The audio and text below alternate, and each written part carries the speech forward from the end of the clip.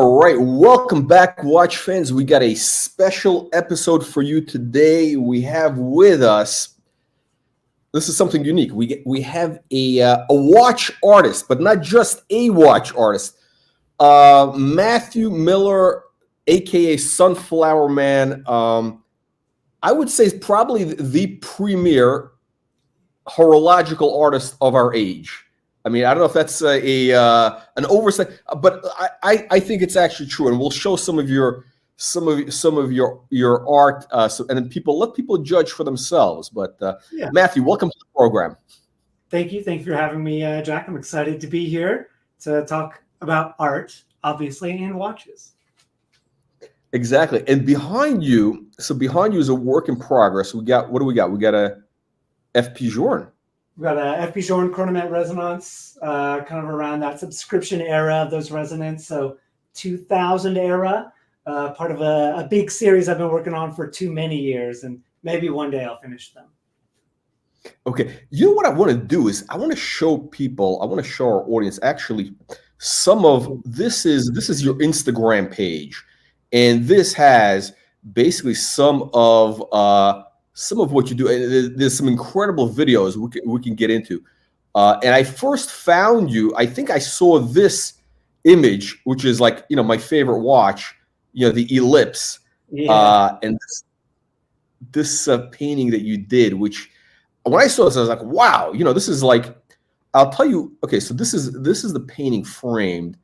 And, the thing that I got from it is that, you really excel at, I would call it, capturing the soul, the essence of a watch.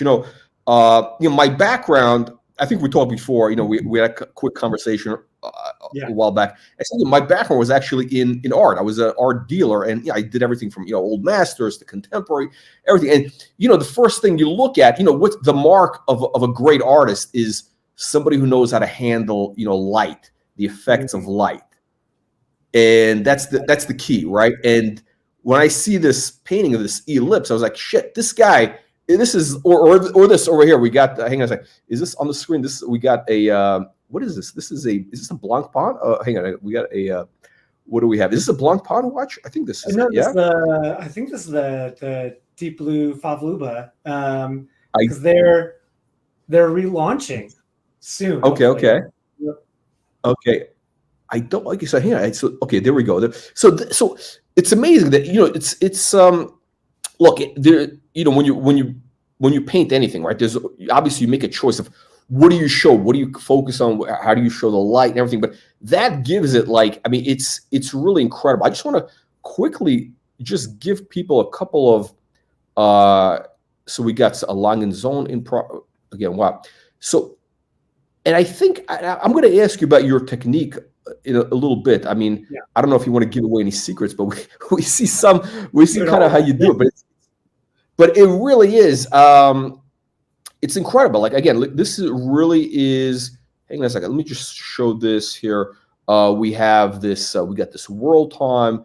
Now, Mathew, I want to ask you this. When you paint the watch, right, what do you do it off? Do you do it off of a photo, or how do you get this play of light? Do you use your imagination, or is that shown in the image? I mean, you take artistic license.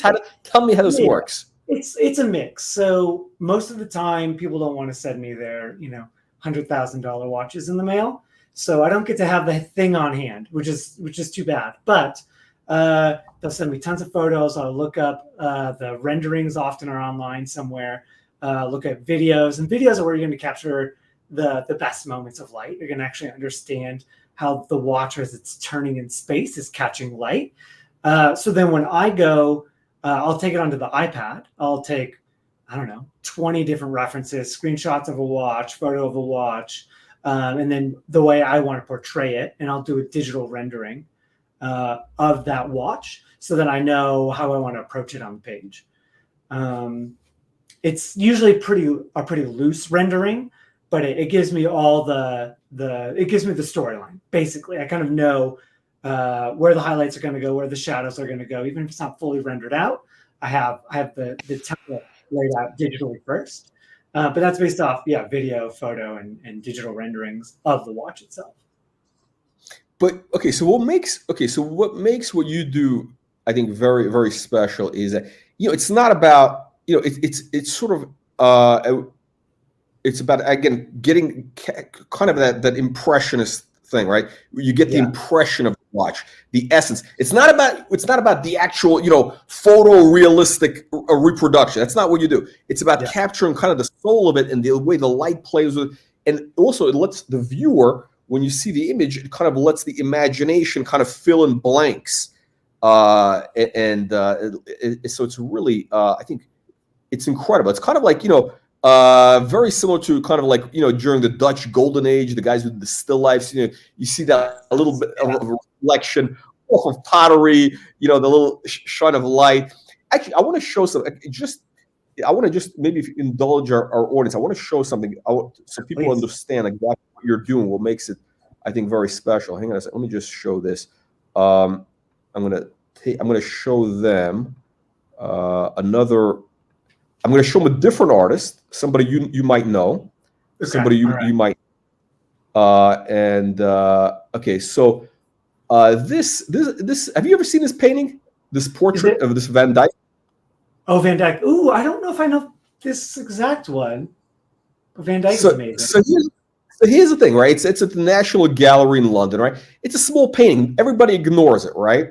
Because it's there. But what makes this thing special is when you come up close to it, right? And this is like some middle-aged guy, in the 1600s, whatever. But when you come up close, right? Let me zoom in. This is the power of the internet. You get to zoom in. Oh, right. Oh. Hang on a second. Okay. So you see, okay. So this is, Matthew, you see what I'm talking about? Like you see that light playing off the guy's eyes, like the moisture of the eyes almost. Yeah. Love that. The light. It's details like that from a Van Dyke, and then the way Caravaggio played with chiaroscuro. Just even the broad strokes of a large amount of light coming into a room full of dark. And then the subtlety of just a hint of highlight to make that eye feel moist. I love both. But you know what it is. But to me, like again, like as sadly, I'm kind of, I look at things in a very commercial context. But the difference between $1,000 painting and $1 million painting is just those few dabs, the little gesture of white paint, the little touch that gives like their eye that lifelike thing, right? Nobody else would do this. Like, you see what he did? The guy, like, just a little bit of white paint, a little dab of paint, and also the nose. You see, this thing is like so lifelike, and it captures this guy's essence. And again, it's just a random dude, right? Not a good-looking guy. It's not a beautiful woman, right? It just captures it's incredible. But so I think that, and that's kind of what I think. You do that same type of thing with your art. With when you paint your portraits, essentially you're doing you're like the Van Dyke of horology. Hey, I'll accept that. I'm not gonna be mad about that. Yeah, it's what it is, right? You're capturing that essence. Now I want to ask you a couple things. Let's start from the beginning. How did you get into this? Like, where do you live? Like, what's your like? How did you get into this? Yeah, I grew up in Michigan, Grand Rapids, Michigan. One of the best places in the world. Loved it to death. But it's kind of small, fairly insular, and in my mind, I had bigger things. So decided to leave, and I moved to Atlanta, Georgia, of all places. Of all places, it's a great city as well. A lot of watch collectors in Atlanta. That's like a big watch collector community there. Of all places, it's weird. The frustrating part for me is I left Atlanta before I ever got into watches, so I never connected with any of them. I think maybe I chat with like the Atlanta Watch Society on Instagram occasionally. But yeah, I completely missed that entire community, unfortunately. Because they've got a great community. They're bringing all sorts of watch. Like, who did they just have down there? Was it Moser or something? I don't remember. I But think they're they get always different. Yeah, new. they get different brands. I mean, they do a really good job of like what the whole kind of engagement. So you moved to Atlanta, and then what happened? How Moved did? to Atlanta, met my wife, we got married, and we decided to live abroad. So we moved overseas for about 4 years, depending on how you want to count it, hopping from place to place every 3 months. With a Okay, U.S. passport, you can go most places for 3 months at a time. right. So yeah, just kind of hopped around. One suitcase was the wardrobe, the other suitcase was the studio. We just kept moving. Wait, hold on, but were you now? When did you start? When did you start painting, or now were you always interested? Like, how did you get into art? Base? How? What's that? How'd Yeah, that I mean, happen? that's the more important story, isn't it, than the travel? I basically was born with a pencil in my hand. Always been drawing. Drawing is just who I am, whether I want it to be or not. Uh, it was always there. Started painting a little bit in high school. I had a teacher who exposed me to watercolors, and that's obviously everything I do now. Basically, is watercolors. It was more like my first love when it comes to painting is watercolors. Just pencil drawing. That's what I did from birth, since before I had memory. Watercolor is what I fell in love with, and we had a love-hate relationship for a while, and now we're back together again, which is really nice because now I get to create these paintings. Uh, yeah, so then I started doing watch paintings right after I left Atlanta. So my wife and I got married.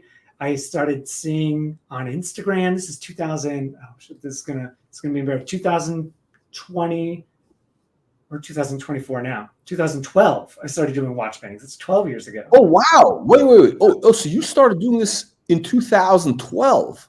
Yeah, but it was an exploration. I saw all these Yeah. people on Instagram who were Okay. sharing their photos of watches and just Yeah. obsessing over them. And I didn't understand. I never wore a watch. Nobody in my family wore a watch. I had no relationship with a watch at all. But these people were intriguing, and I wanted to understand it more. So I painted 100 watches in 100 days, and I got to know 100 stories of why people love their watches, and that drew me in. That got me from that moment. And so then I just dabbled on and off through the years since then. So it's not been like I started in 2012 and it's just been a race to this point. It's something I've just been dabbling with. Back when IW Magazine was run by Goffberg, I started doing some editorial stuff with them. I went to Baselworld with Time and Tide in 2015, I think. But these were all just like little projects that just kind of happened along the way. I was All right. mostly working in menswear, doing fashion illustration. So these were just like ways I could still participate in the community, but I wasn't really all in yet, like But I am now. your main, but when you sort of like your main was your main thing like the fashion illustration? Is that like your main thing, right? Okay, because I see you have two Instagrams. One is the watches, and then you have another one which Yeah, is like fashion illustration, which is yeah, it's in because that's actually I think it's almost like completely. I would think it's completely different because I think with fashion illustration you have to draw very quickly. You have to do it very quickly. It's all very spontaneous, very to capture. Right? Is yeah. that? Well, I'm very stubborn. I like to do things my way, and everything is slow. So when people work with me, they have to deal with how slow I am. But it's I just love the process. Like for me, Okay. painting is largely about finding a beginning, a middle, and an end, going through that story, and that experience for me is satisfying. I really don't care about the money, so uh, I haven't really adapted to a very quick form of commercial illustration. I do lots of drawings that are just like quick drawings that are fun, and I share those on social media. People like them, but that's not the stuff that clients actually pay for. So I do quick drawings, but usually the client work is slow, just because it's the process that I love.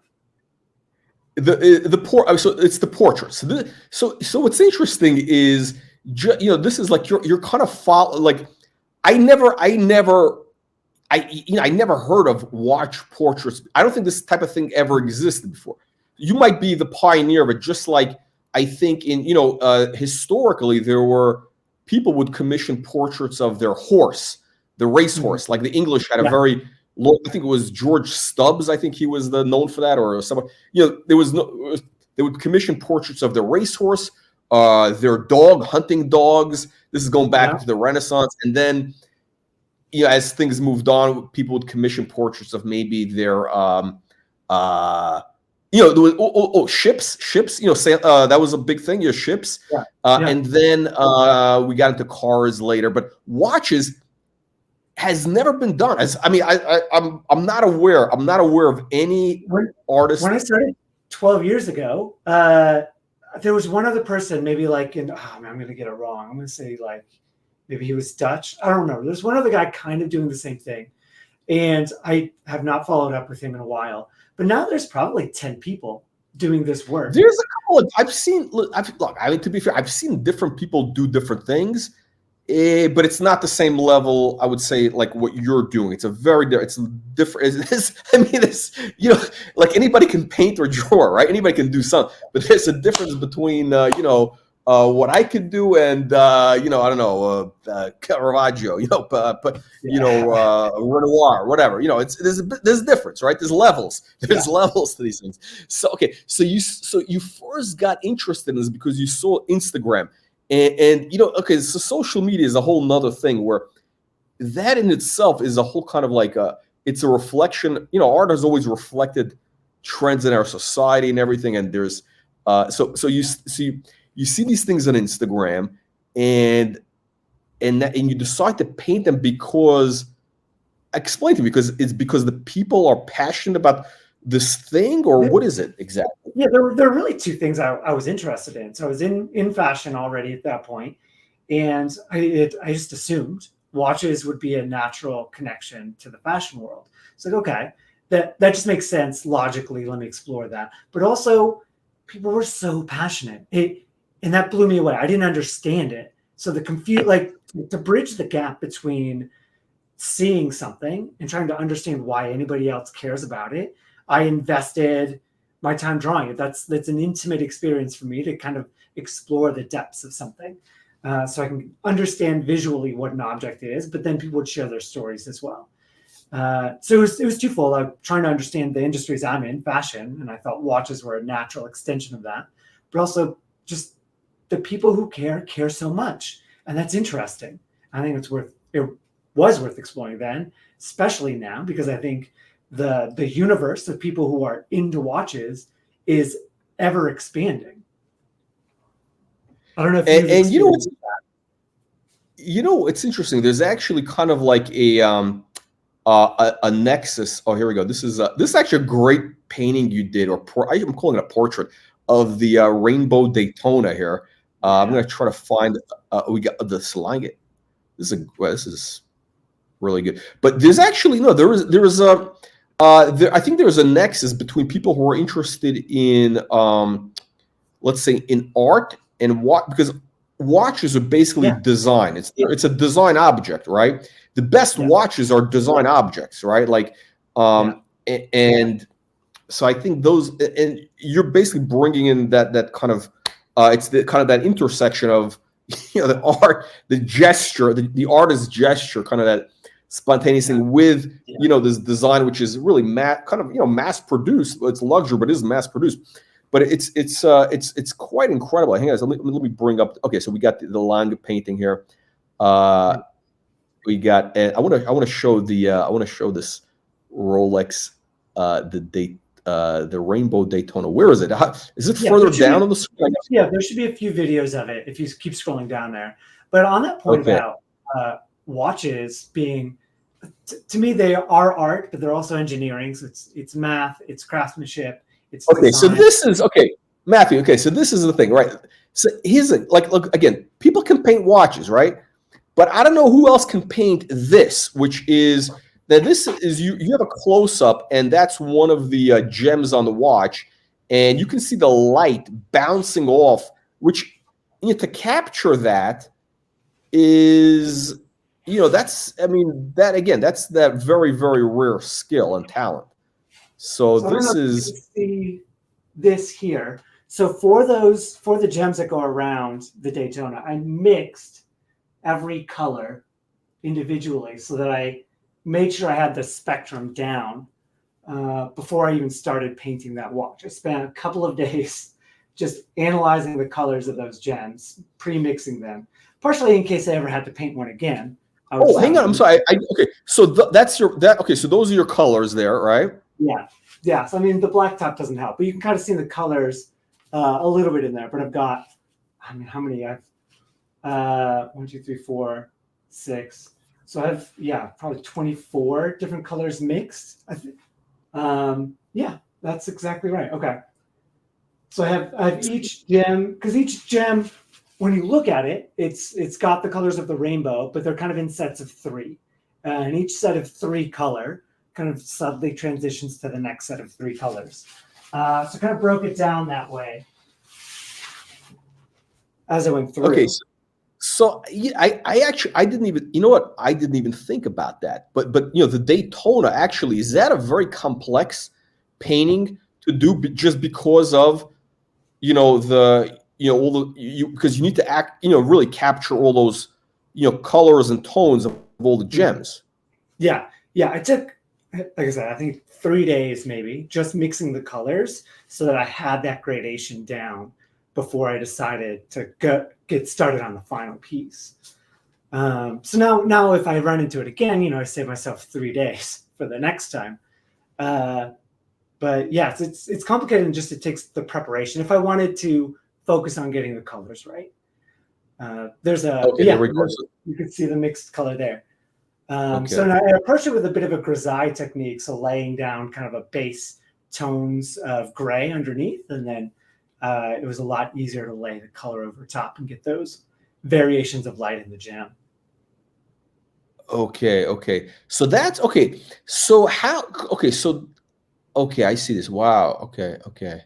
So that's how you're kind of able, because there is kind of like so you create this kind of underlayer, and you build on top of that, and is that kind of how you're able to again get that light technique? Kind of how do you do that?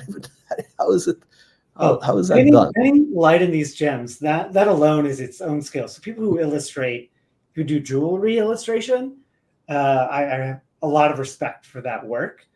After having done one of these, like a watch itself is nice, getting the reflections off of a metal casing, but then to also illustrate something where light is passing through and reflecting the things around it, that's an intense skill to have, which I don't think I have quite yet, but I've got a portion of that skill set down now.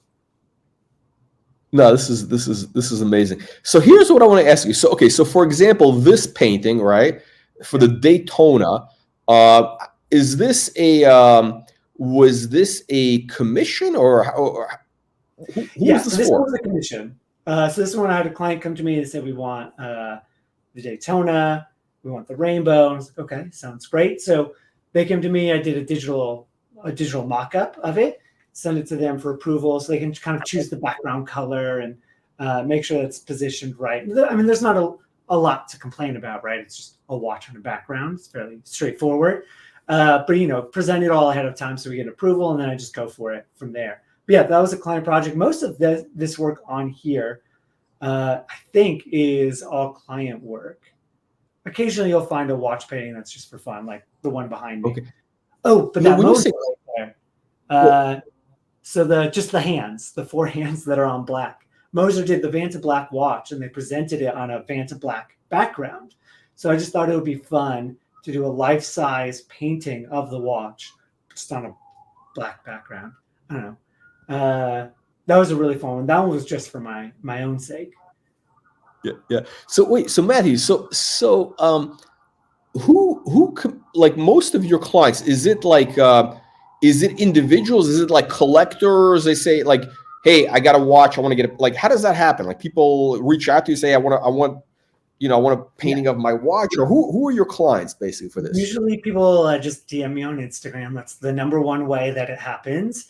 But the clients are either watch collectors. That's about 1/3. It's people who sell watches and want to give gifts to their collectors. That's about 1/3. And then the other third is watch companies themselves, whether it's a live event, if they're promoting a watch they want, or that they're launching. So those are kind of the 3: the collector, the reseller, and then the watch brand. Okay, so it's really interesting. So again, this is you're kind of you're in that tradition of those the great artists, whether it was Van Dyke, whether it was George Stubbs, who were basically commissioned to paint, or whether it was whoever the Medici's commissioning, I don't know, Leonardo da Vinci or Raphael, whatever they commissioned to paint different subjects of their hunting dogs or whatever it was, or their portraits, all that stuff. It's amazing. Things have not changed. So I actually found you because I was on Instagram and I saw, we do these collection reviews, and I did a review of a guy called Shani, I think George Shani. Yeah, Shani Watch. Shani Watch, who's got this really incredible collection. And I'm doing the thing. I said, and there's a picture of him. I think you painted his watch at an event from Watchbox or 198, whatever they called it, the 1918 company. What was that all about? 1916 or that was just a collector event. A bunch of collectors got together. I think kind of maybe Shani was the impetus of that. And they had me out just doing a bunch of drawings of the watches live, which is, so I love this work. This is studio work, so it's all produced. It follows my process. But I do where I'm trying to see if I even have an example of that kind of watch in here, which I don't think I have at the moment. Actually, this is a great excuse for me to flip my camera around here for a second. Okay. While I'm talking about it, but I'll do this work that's like a 20-minute portrait live at events where people can just hand me their watch and trust me with their $500,000 watch for about 20 minutes, and I'll do a little live portraits, kind of take out a pen, do a drawing, pull out some watercolors, and so then things like this as well, where I just have some fun, right? We have this deconstructed Cartier mono pusher here, also telling us St. George and the Dragon story. And for example, I think at that event, let me see. I'm going to see if I can. Find an image. But basically, okay. So what? Oh, here we go. Here we go. Okay, I'm going to show. Let me just show this. Okay, so this. Yeah, go for it. 1 second. I'm just going to show the Shani page. So this is okay. So this is what you did. This is his watch on the screen, right? We got his FP Journe, and this is kind of like a what would you call this? This is like a sort of a spontaneous kind of sketch. How do you call? What do you?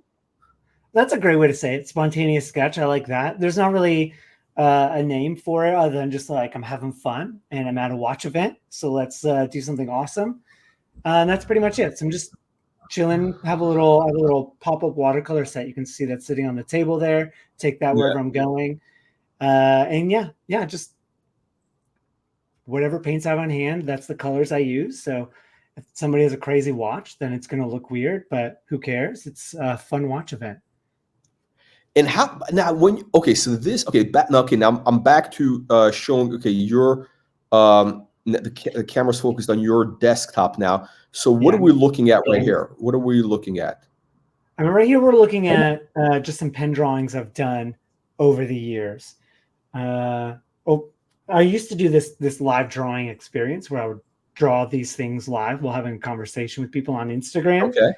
I think maybe that was a pandemic experience when everybody was at home, and so I just needed some way to connect with people. So I would do these drawings, and people could suggest like, oh yeah, put a dragon in the background or a sea serpent. I love coffee, so the coffee's floating. I'm a big fan of surrealism. Dali's a wonderful inspiration. So deconstructed, floating, out of perspective, or out of proportion watches. When you did that event, like the Watchbox event, where you did the Shani's watch, how long does that take to do those like spontaneous, quick sketches like that, like the Shani? Yeah, those were 20 minutes. So I think I did maybe 10. That I don't know. Okay. I don't know if I got quite to 10, but so it's about 20 minutes. I would do a pen drawing, and then do a splash of color on top of it, something simple. And I think it's fun because people get to drop off their watch for a minute and come back and see a painting of their watch right next to their watch. It's a little bit of how do you choose how to portray the watch? Because I noticed his watch was kind of like looked very casual, was sort of like laying flat in a way. Like, how do you choose what perspective to use? Yeah. Well, when it comes to doing a watch, I kind of have this straightforward portrait plan. Like, I'm just going to lay it down. I'm going to try to portray each watch this way as best I can. For my own sake, I can just set a watch down. I can see it. If I start tilting it, then we're playing with perspective. Now I've got to get that oval just right. So if I do it this way, I just have to worry about the geometry. The geometry of the watch, right? It's either a circle or a square, or it's got a cushion case, or they're all pretty basic geometry at this point. I don't have to think too hard about how to approach it when it's laying flat like that. But yeah, when you start tilting it, now we're getting into some weird things that are happening. It's like drawing a face at a 45-degree angle. Yeah. It's not that crazy, but you just have to think about it a little bit harder. So are you gonna paint something for us live? Is that the idea here? I think we're gonna do something live. I'm trying to decide if we add to the sketchbook here. I want to ask you while we're talking. I want to ask you what So that event that was all FP Journe. It was all like FP Journe collectors. Yeah. But yeah. Is there a particular brand? Like, do you notice? Is there like a? I'm just curious about the psychology of like the collector who commissions a portrait, right? Like, what's the? Is it like which brands get the most portraits, or like what's the kind of the psychographic or the demographic, if you will, of who commissions these portraits? That's a great question. I bet it depends on a lot of factors. For me, I paint a lot of FP Journe, a lot of Langensunna, a bit of Kari Voutilainen, which is nice. Those are hard to paint just because there's so much texture involved, and so I half hate myself when I'm doing them. But yeah, I think those are the main ones. And then Rolex is actually not that large, but Rolex is an interesting community, as we all know, because it's so broad.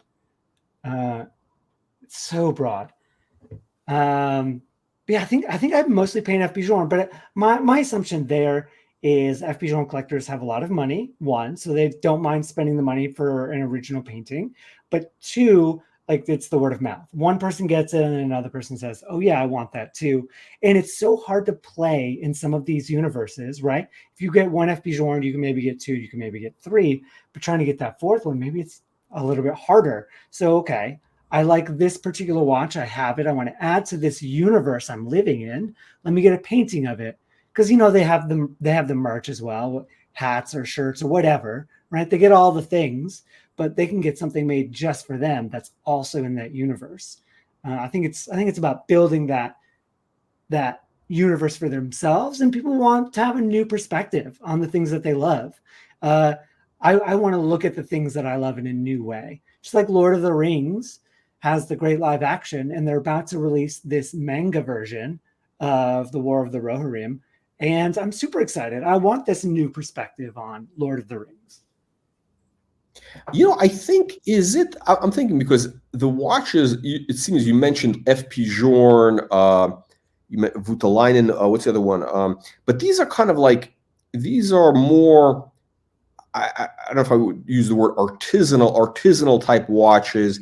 Yeah. Now FP Journe I think is interesting because, they do have some with very colorful dials. So there's a lot of, you have that opportunity. You have, they are a little, I don't know, let me ask you, what's your favorite, what's been your favorite watch to paint? I don't know if that's, I don't know if you could even say that. Maybe, I don't, you might insult somebody. What are your favorite watch? What's your favorite brand or favorite watch model to paint? Yeah. I mean, somebody might get mad. I think FP Journe is my favorite.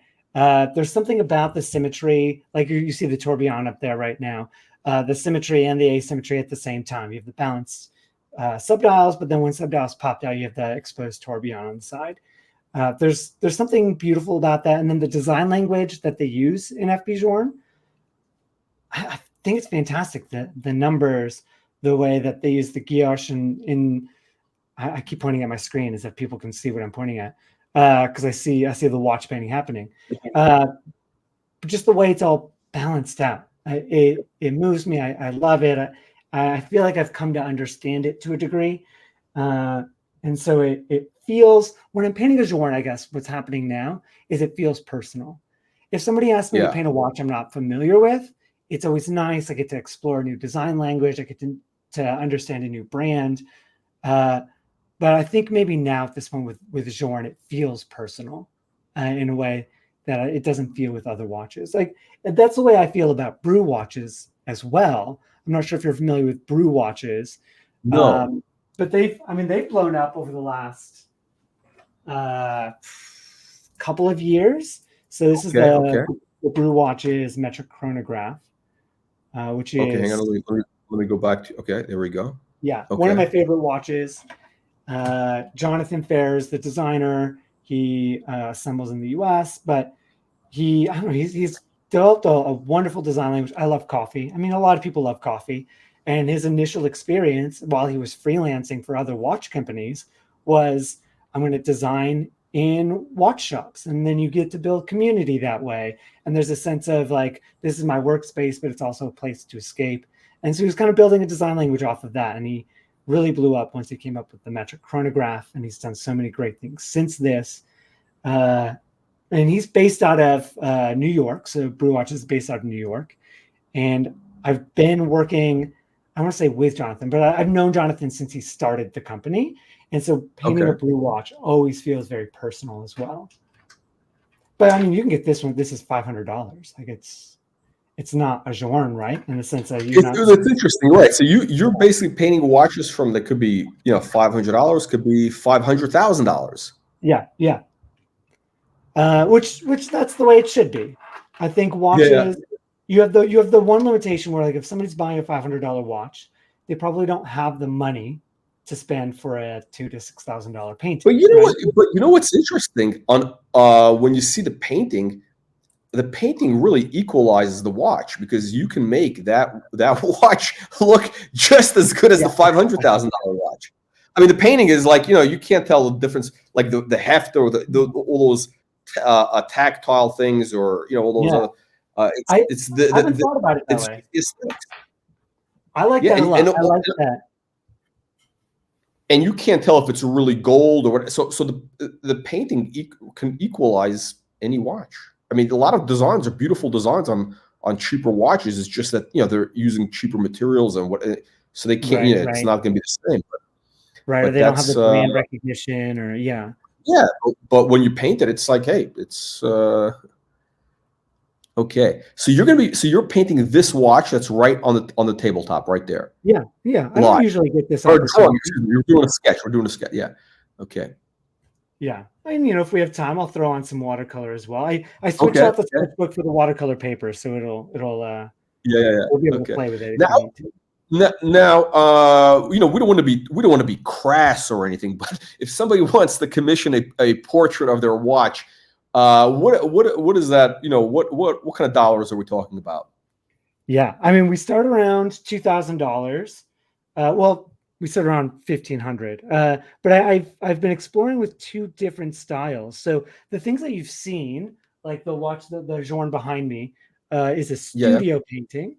And that's I usually take about like 6 weeks to accomplish something like that. Mostly because I'm trying to give the detail as much attention as I can. But the point of my paintings is not to look like a photograph, but I also want to give the details their due, But then I also verisimilitude. There we go. Exactly. But I've recently started doing a series of watch paintings that take 3 days. And they're really, I call that the sauvage paintings. They're kind of quick and wild. It's technically the same process as the studio paintings, but I cut corners, which sounds, I actually love how that sounds, because I'm cutting some corners. We're cutting out some of the detail, but what we're capturing is just the essence of a painting. Is that watch. And this is, well, listen, this is, Matthew, you're following in the footsteps of Impressionism, right? They were criticized, as a Monet, all those, they were criticized for basically people said, "Oh, these are unfinished paintings." When they first exhibited, people said these are unfinished paintings. These guys are cutting corners. But the genius of it was that they just showed the essence with as little as possible. I guess almost minimalist. I mean, whatever, and let the imagination, fill in the details, which is what people love to this day, right? It's the color and the whole thing. Okay, there we go. So we're seeing the case come to life. We're seeing the that's. We've got the integrated bracelet starting to come to life here. So this is actually this kind of process right here with these ink pens like this. It's slightly different because I have the camera gear and everything in the way. But this is kind of that same process you were showing with the shiny watch, the FP Journe. Like it's getting this experience where we're moving quickly, we're kind of scribbling in some of the details just so we can make sure that they're there, even if they're not expressed completely. So people basically they see you on Instagram, they want to get a portrait. Like, if a guy has a Journe, he contacts you, and he basically sends you a photo. Or I guess emails you a photo, or and it goes from there. You can just paint off of a photo. Yeah. So usually what happens is somebody's like, I have, let's just say the metric chronograph. I'm like, okay, awesome. Let's go for it. I'll send you a digital rendering of like the color I'm going to use, maybe where I'm going to place the lighting on it. We can move the hands in any direction that we want, right? So even if it's not literal. I didn't even think about that. He could basically choose the date, whatever date he wants. It could be. You could do whatever. The sky's the limit. Perspective.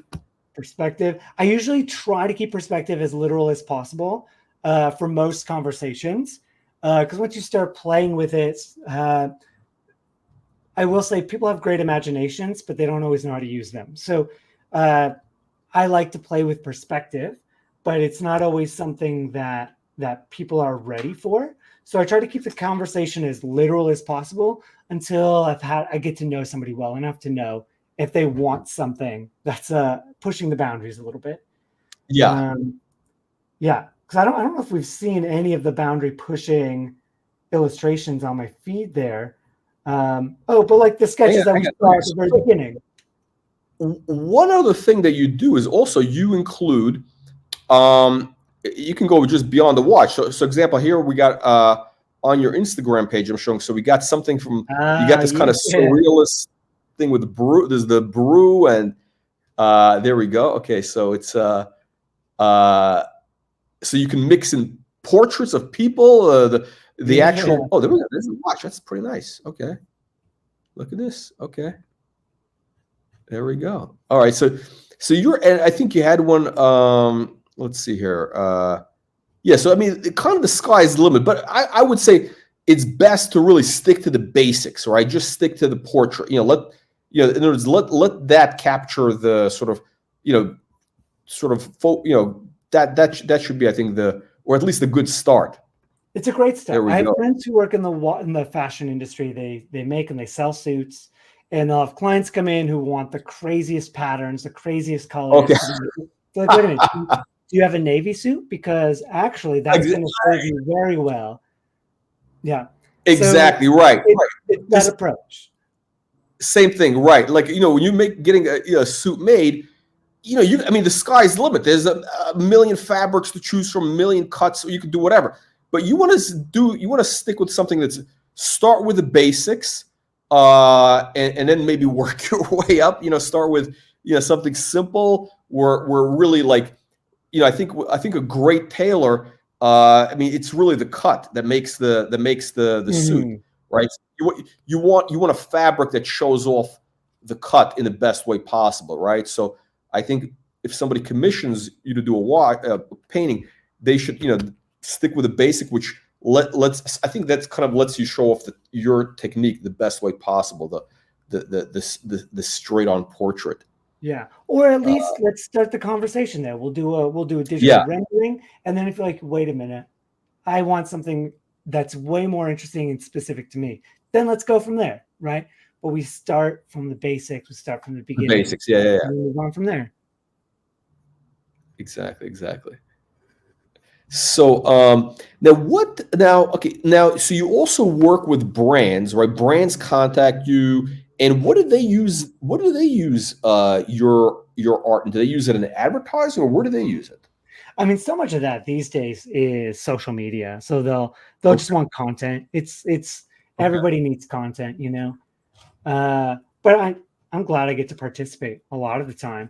Um, it's mostly around new product launches as well. So then occasionally I'll get to see a watch coming out just before everybody else. They're sending me the renderings and the photos, and I get to explore that piece. Sometimes I'll get like even the display watch, so not the real Okay. working one, but they'll send me, the case with a strap on Yeah, it, yeah, yeah, yeah. so I can get a sense of it. So that I love that aspect of getting to work with brands Yeah. on By the way, uh, you know what's projects. something? There's something funny. You're in Texas, right? Yeah, You're where in Texas are you? Fort Worth. Fort Worth. Okay, okay. Yeah. I've actually never been. I actually got to go because they have a great museum in is it the Manila Museum? They have a few great, really good museums in Oh yeah, Dallas Fort Worth. area. I mean, Dallas has some great museums. Fort Worth itself has three world-class museums all within a couple blocks of each other: the Kimball Art Museum, Yeah, the yeah, yeah. Modern Art Museum, and the Amon I Carter Museum. I I definitely have to go. No, Texas actually has. If I remember, most of my clients were either from Texas, Okay. California, usually like LA area, and Miami, some New York. But those were like the big. Texas, was disproportionately a lot of Yeah, I had a lot of art buyers in Texas. I believe that. Look, oil money can get you a lot of things. Yeah, no, it's interesting. Texas has I don't know, they have a real appreciation. They like more traditional stuff. They have a more traditional taste. They're more, but I think they're getting more to there's more of a contemporary thing, but they like kind of classical type stuff. Yeah, I Which, would agree with that. That lines up, especially with the museums we have here, like the Amon Carter and the Kimball are much more traditional. The modern brings in some great modern artists, like Cause has been exhibited here. They brought cause, a yeah, Herman cause. Piece. It's interesting. Cause, actually, I think it's. I don't know. What do you think of cause? Do you have an Well, opinion, or maybe it I would be politically? You can't say anything about other art. I'll give you my. look, I think I he's. have what I like, and then there's other things that I can appreciate because they exist, even if I don't like Yeah, them. I would Uh, say the thing what makes it good. I'll tell you something interesting. Uh, I was in Paris about a year ago. I walk into the gallery. It was at I think it was a Tamanaga gallery. Do you know it's on Tamanaga, which is they're okay, actually based in Japan originally, but and they sold a lot of impressionist art in the 70s. I think in the 70s in Paris and Tokyo. And okay, yeah, I walk in there, and there was a guy. I'm trying to think. There was there was an artist that I followed. Was it Paul Ice Piri, artist from the 60s to the 80s. He did a lot of okay, stuff. And I started talking to the guy who was sitting there. I think he's the director. He was a director or something. And they also sold a lot of Bernard Buffet back in the day in the 80s, from nice. the 70s, 80s. Who's making a big comeback, by the way. Bernard Buffet is making a Ooh, big comeback. Yeah, yeah. He's and you know what's funny? Like I remember when I first saw Bernard Buffet, a lot of people are familiar with like his clown paintings or some of the other stuff. But this guy, if you see some of his stuff, like wow, he had a lot of depth. Like wow, and like now when I saw like a lot of his stuff, like a lot of even the landscapes, he was actually considered in the 60s, in the early 1960s, I believe, more important than Picasso in France. We're talking about in France, ooh, right? okay, okay, okay. He was considered like the most important artist of his day. I mean, Mm, in circa 1960, we're talking about like at that time, Picasso was kind of he was kind of on the decline. I mean, the styles were changing. You had the New York school, you had the abstract expressionists, all that stuff. But still, but Bernard Buffet was considered like the most important artist of his day. But the mistake he made was, he started making money, and he really enjoyed having why not? Why not have a good time, right? And yeah. there was an infamous painting. There was an infamous photo of him published in a magazine of him. standing in front of his Rolls Royce in the south of France. Okay. And the French went crazy. They were like, because they're a little bit anti-capitalism, Sure. and they said, "Oh, he's a sellout to this and that," and that basically it destroyed his career. Really? Yeah, that photo of him standing in front of his Rolls, that he worked hard. The guy worked hard. I mean, to get there, right? And all these artists make money. I mean, look, Picasso, these guys making serious money, right? Yeah. And it took him a while, and he went downhill. People he was kind of in the garbage up until about 8 years ago. All of a sudden, people, he's been dead for 20 years, and now there's kind of there's a retrospective. Anyway, so the Tamanaga Gallery, I walked in, and the guy says, "Look, this guy Audemars, he got really good because he became friends with Picasso in the 60s, and Picasso told him the secret to art." Right, here it comes. Here's the thing, which this blew me away. He said, "Look, the secret to becoming commercially successful is simple forms and use of bright colors. Simple form, bright colors." Okay. Yeah, that rings true.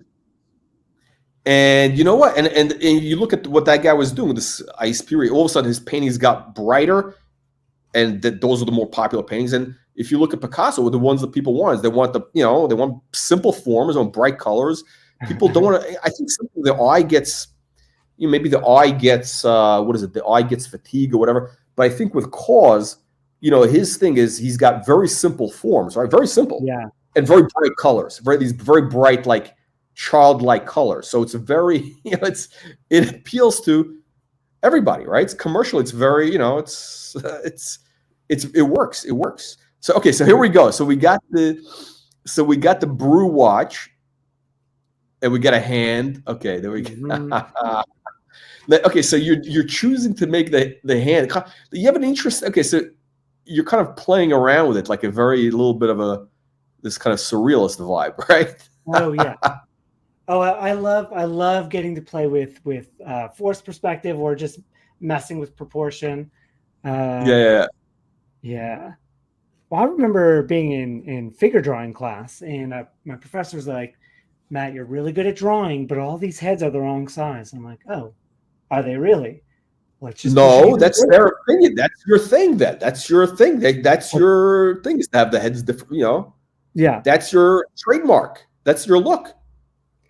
I appreciated the advice, and I understand the importance of figure drawing class. You're there to understand how to do a specific thing, drawing the form proportional to the person who's actually there. That's all well and good, but yeah, like this is way more fun, and it has a formalism to it that I think it makes it feel right. Oh, I see what you did. You made like this. Okay. That's great. That's really good. The line is, you drew a really good line. Wow. Ooh, drawing a good line. Honestly, if that's on my tombstone, he drew a good line. God, I would love that so much. Wow. Yeah, I look at other, like, lots of illustrators out there who use pen or draw lots of lines, and really the ones I respect are the ones who have a confidence. Really, you can tell the quality from my perspective, right? Like in any industry, you have the artist, right? Not the one who's widely commercially successful, but the one everybody else is like, that guy knows what he's doing. But the ones that I really like are the ones who have confidence. Yeah. I'm going to switch out this battery real quick. What they say? They said about Picasso. He was, the master of the line, right? His drawings are incredible. I mean, this guy could just one line, like without. Oh yeah. Incredible. I mean, it was like something people don't really. I don't think people appreciate, but that was like his. I don't think anybody else been able to do that. Okay, here we go. Wow. Okay. By the way, it's interesting. There's I was saying you're in Texas, in Dallas. Do you remember there was a guy who blew up on social media? It was at Anthony Farrer. Oh my gosh, yeah. What an interesting time on the internet. Yeah, it was what is it? The watch gentleman, maybe, or gentleman watches? Timepiece Gentleman. Okay, Timepiece Gentleman, that's it. Yeah, I never met him. But here, do you know what the story? So he apparently, well, there was a big whatever. It was like a kind of a Ponzi scheme in a way, and he's sitting in prison right now. He's waiting trial, and he's been reaching out. He reached out to one of these guys on one of these watch channels, and he's a bit of look. The guy was a good hustler. I mean, he really is like Right. and he's doing. He told him he's going to be doing art. He's doing painting, drawing. Okay. And that's how he's going to pay back the victims. So I was like, oh, that's interesting. I'm curious to see if the guy is any good because you know what? I thought maybe the guy may, you never know, right? Yeah. I was a little concerned because like his logo that he had for the time, it wasn't a very good logo. So I was like, man, this guy, he doesn't really have such good taste in the logo, so maybe he's not that good. But I was still like, look, the jury is out. The jury's out because shit, maybe this guy is like, I don't know, some sort of genius. And wait, but then we saw the drawings. Okay, so the other night, there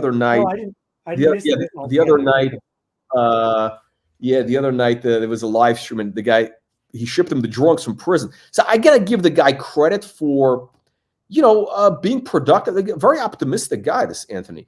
Anyway, so he sent the drawings. The drawings, they were not that good. They were, they looked like kind of like these, street, these guys who sit by Central Park, the Chinese guys who do the portraits in the street for like $20. Sure. The charcoal drawings.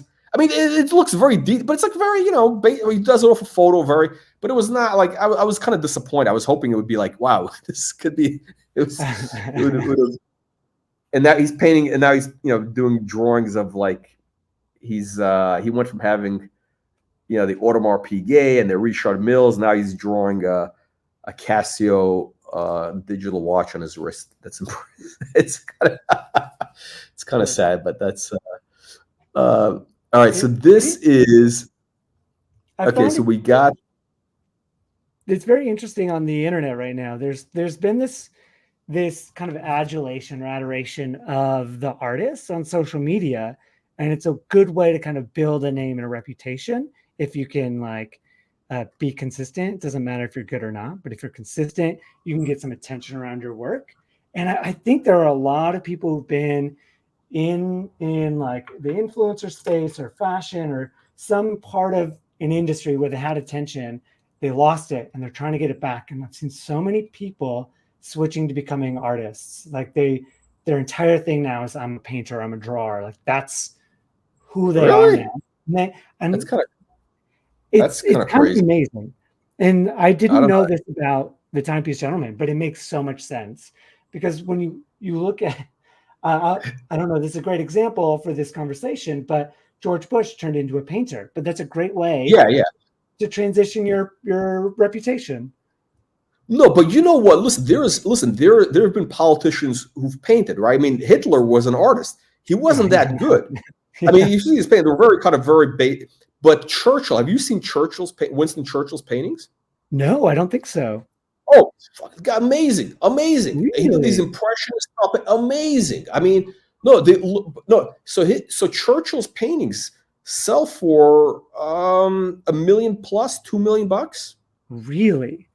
He gets big because he did. I mean, his stuff looks like he was painting stuff, these landscapes in Morocco, somewhere in North Africa, with these beautiful color, the light of the he did incredible. No, Winston Churchill was a legitimate artist. Like if he did it seriously, he could have been like big. I mean, he legitimately, he gets big money.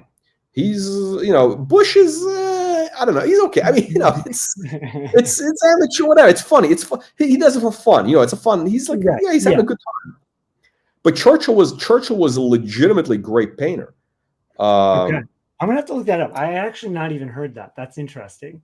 Yeah, no, he's got some. Okay. Oh, I love it. The guy's drinking an espresso. Gotta have that espresso. But I saw your thing. So you do what you do. You have a big thing where you go to what is it, the PT Uomo, right? That's every year Yeah, I you mean, go it there. happens in January and June every year, so it's twice a year.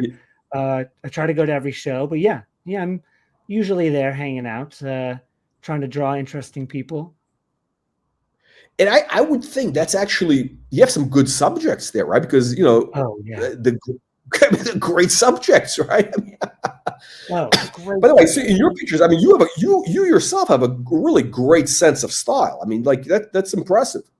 Oh, I'm a try hard for sure. I don't know if I have a great sense of style, No, but no, no, I'm no, a no, try no, no, hard. no, no. You don't come across as a try. No, no, no, no, no. The hats, no, that's like you do a mix and match with you got some vintage. No, that's no, you got an innate sense of style, And there's a big I difference. There's a big difference between having style and spending money on something. It doesn't. You can't. That's You for sure. can't buy style. Sadly, you can't. So this is the I espresso. This is from. yeah. This is in Florence. Is this in Florence? Somewhere. This Yeah. Wednesday. Yeah, just a little hop around Italy, stop in Florence, grab some espresso. Oh wow! This is what a perspective. Oh, now I see what you did. Oh, now I see what you did. Okay. Oh my God. Okay, I see this. This is like a tabletop looking up, almost like from Mhm. perspective. Oh, I see. Kind of like, wow, that's a crazy perspective. Oh my Right? God. I wasn't entirely sure where I was going to go with it, but it went How did somewhere, you and come? I Wait, like it. did you have this? Okay, well, no, all kidding us. No, okay. Did you have this planned out, or you just did this like like? How did you come up with this?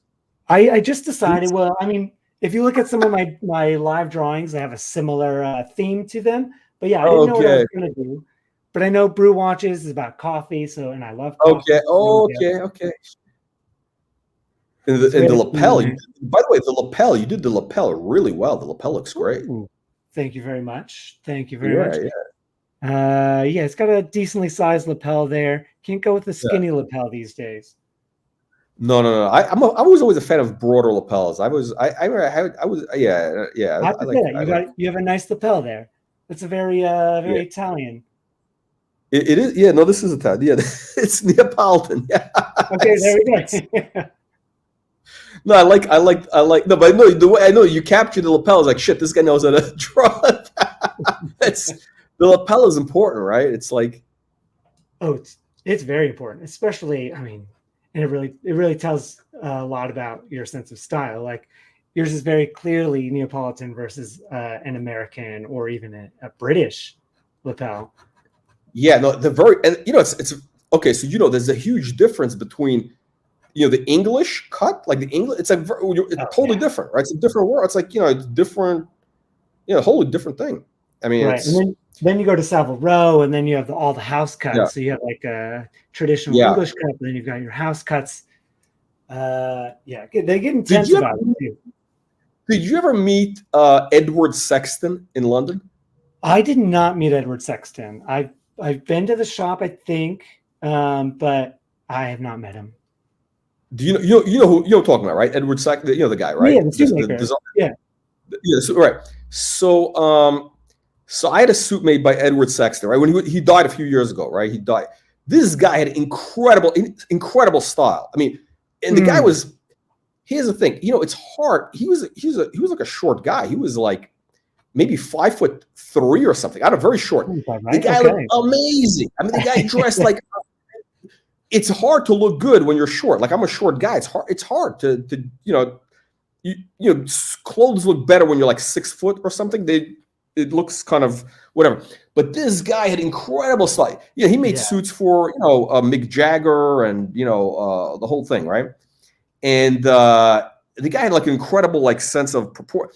And he told me, yeah, he says the Italian suits it does nothing because the shoulder on the Italian suit it's a natural. It's kind of a natural.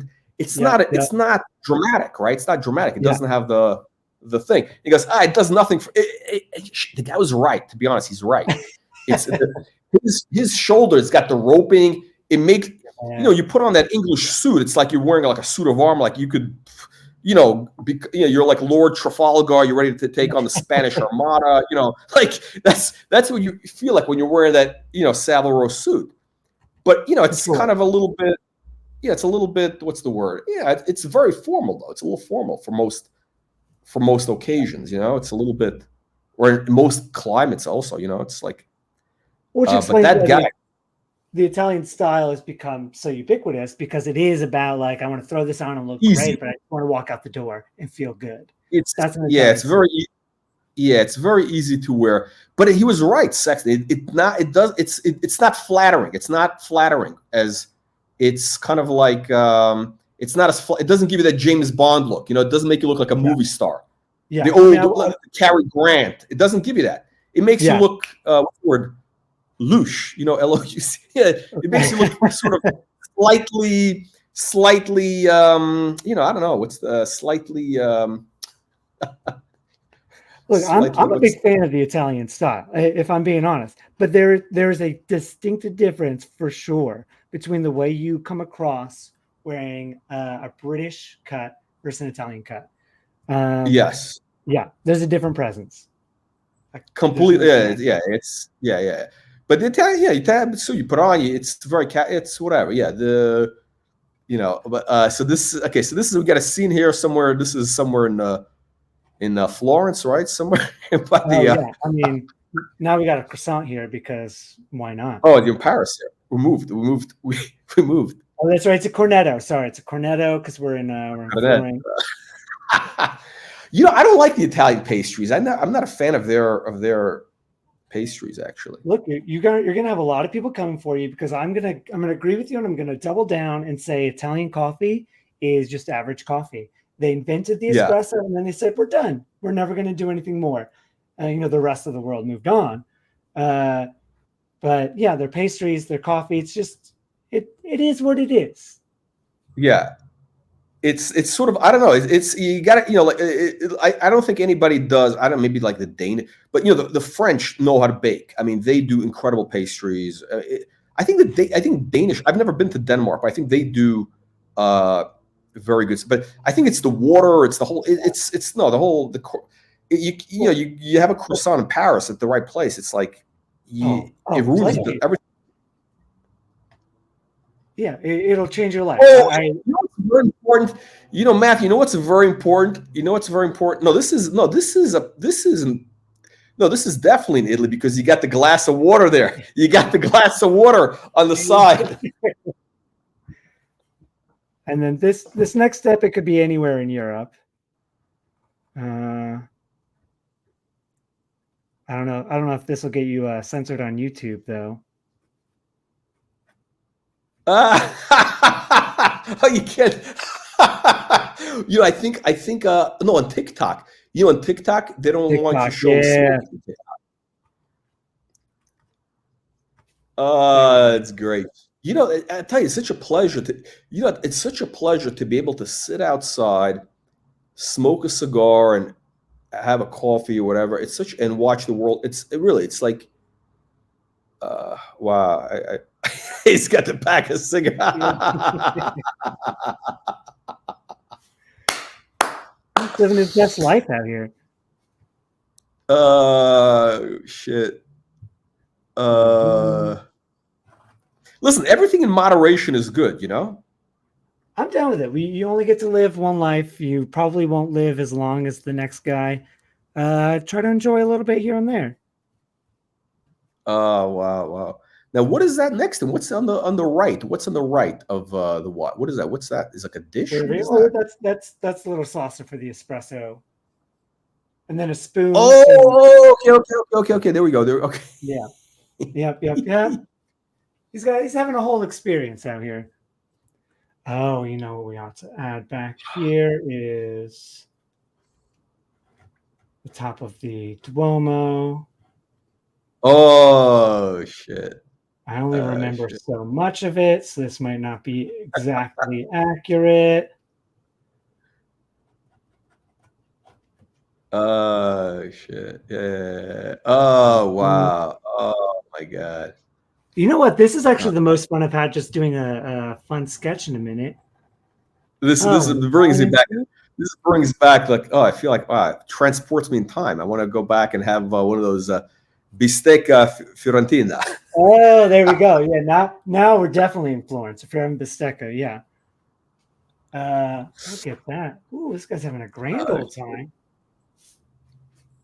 That's a very Italian type of watch. That's a type of watch like Italians would wear. They like that type. It's got a little style to it. It's got it's yeah, good value. It's got that vibe.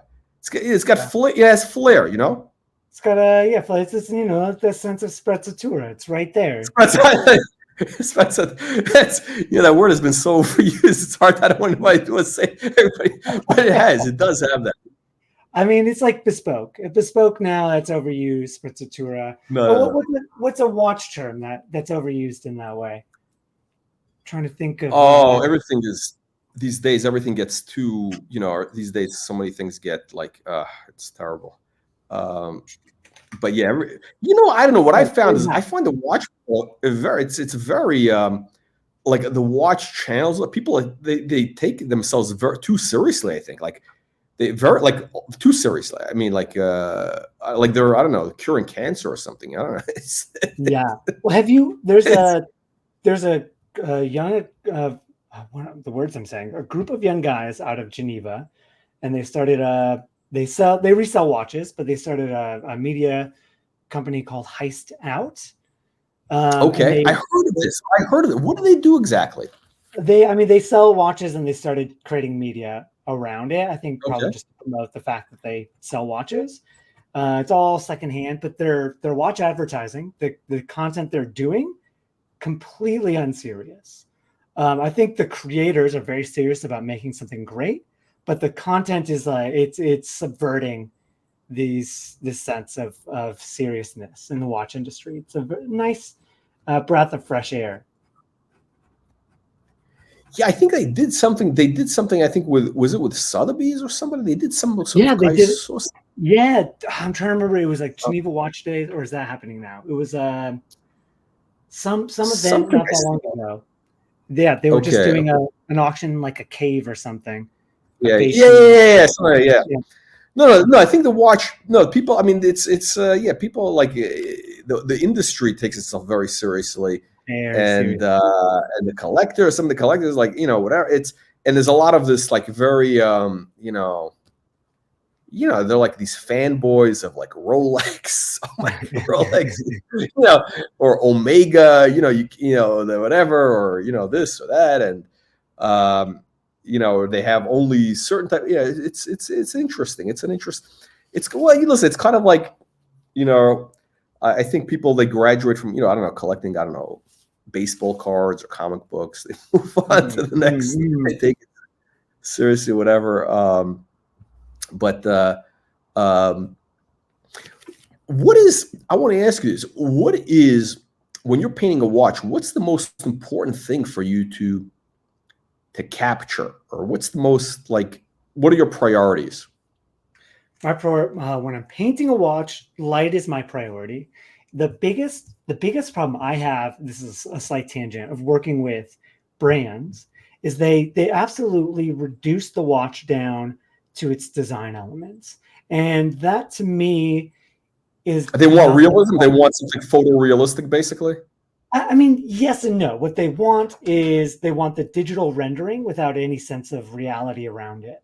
They want all of the design, but they don't want the way the light is hitting off of right here.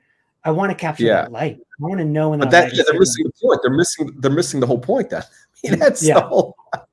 But yeah, that's and like that Patek, the ellipse, the one that you like so much, it has a cinematic quality to it. It's almost as if the light is setting across it. Yeah. Yeah, I mean the difference is when you see a picture of a watch or whatever or your work. I mean your work basically is alive. It's lifelike. It's alive, right? Shows you the watch in like a life, like the way your eye sees it. Like there's a whole science. I mean, like I can't articulate this, but the art. David Hockney. Yeah. So David Hockney, he's actually written a bunch of. Yeah, he's written a bunch of books like where he talks about like painting techniques, the way the art, the science of the way the art see. Like you guys very like he's really like a very intellectual guy. Like I mean, like he's Okay. and I think the way what is it? The way what's you know, in other words, your painting is kind of the way the eye wants to see something. Like it doesn't capture every like because Mm, there's like trillions and trillions of details, and our eye doesn't really focus on. We only focus on like whatever the mind. I don't know if I'm yeah. articulating, but less is I, more. Basically, less is more. It's not about the photorealism. It's about sort of imagination and okay. There we go. Oh, we're gonna apply some color. Is that what's gonna happen? we're gonna do a little bit of color. I don't know how far we're gonna get. We'll see. Okay. We'll play around with it a little bit. Winsor & Newton brushes. I love these so much. Okay. Probably go mostly with grays.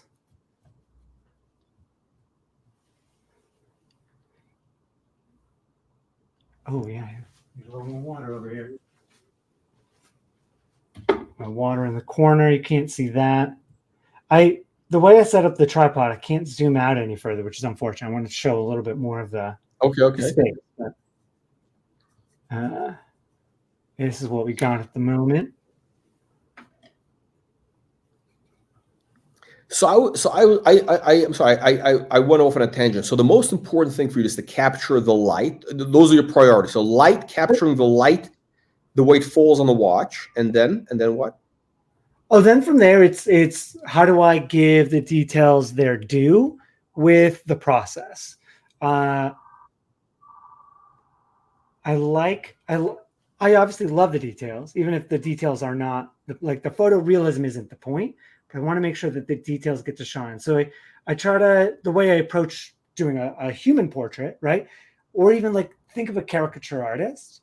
They're going to focus on the specific elements that kind of make you, and then focus on those things. Where I'm not trying to necessarily accentuate those things, but I'm trying to focus on those things first. So you get the things that make the watch the watch. Like The a speed soul. master. The soul. You're capturing the soul. Capturing the soul. Give the details their due, and then you focus on the light.